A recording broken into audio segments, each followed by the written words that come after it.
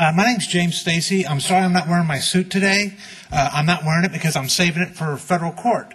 Now, I get to go to federal court because on September 9th, 2009, the Narcotics Task Force raided me, and they turned over all the evidence to the federal government.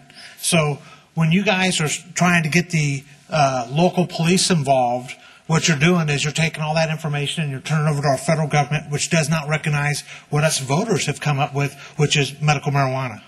Now, I want to raise of hands of the council member who believes that marijuana is medicine. No, sir. Don't ask us to participate. Just make your comments. Okay, because the thing is that we, the voters, made marijuana medicine, right? Because the government wouldn't do it on its own. And what happens is you guys are sitting here today because you were voted in. So if you guys aren't going to give us our right to our medicine, then you guys should step down from your office. That's just flat out the way it is. Now, here's the problem. You guys are putting us in industrial areas.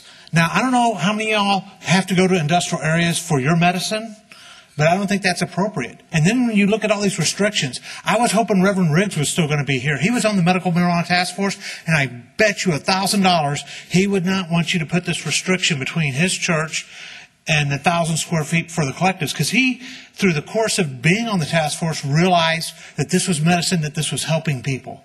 And you guys keep on putting more and more things. Well, if the thing is that none of these raids, none of these things have ever found people that weren't legitimate patients at the collectives. Now, once you start finding that, then I can see you guys having a reason to say, let's put it 1,000 feet from everything. But when you got a grocery store in every community that's got alcohol, are we gonna go and? I think we need to put the same regulations on the places that sell alcohol as we have for the medical marijuana. We need to do that same thing for the places that sell OxyContin. I mean, I'm reading the paper all the time. You guys set up an OxyContin task force because it's so out of control. So are you going to tell me that you guys are going to drive 15 miles to get your medicine that you need daily? I don't think that's fair. You know, it's either medicine, which it is, or it's illegal. And if it's illegal, then shouldn't even be here talking about it.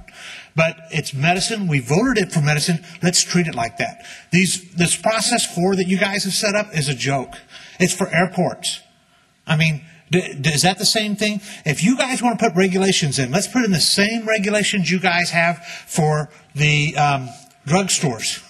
Okay? Because the drugstore's got all kinds of medicine that people can abuse, and it's got alcohol there, and it's got stuff like that.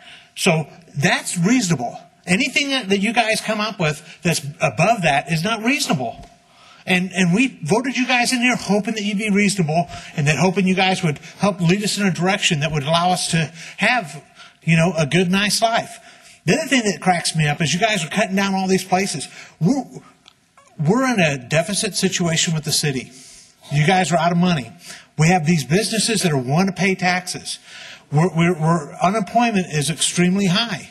So we have these new businesses that are wanting to come up, and they're trying to have people. But the way that it's being run right now, without the regulations, they're not being able to do the things they need to do to be the lawful citizens that they're trying to be.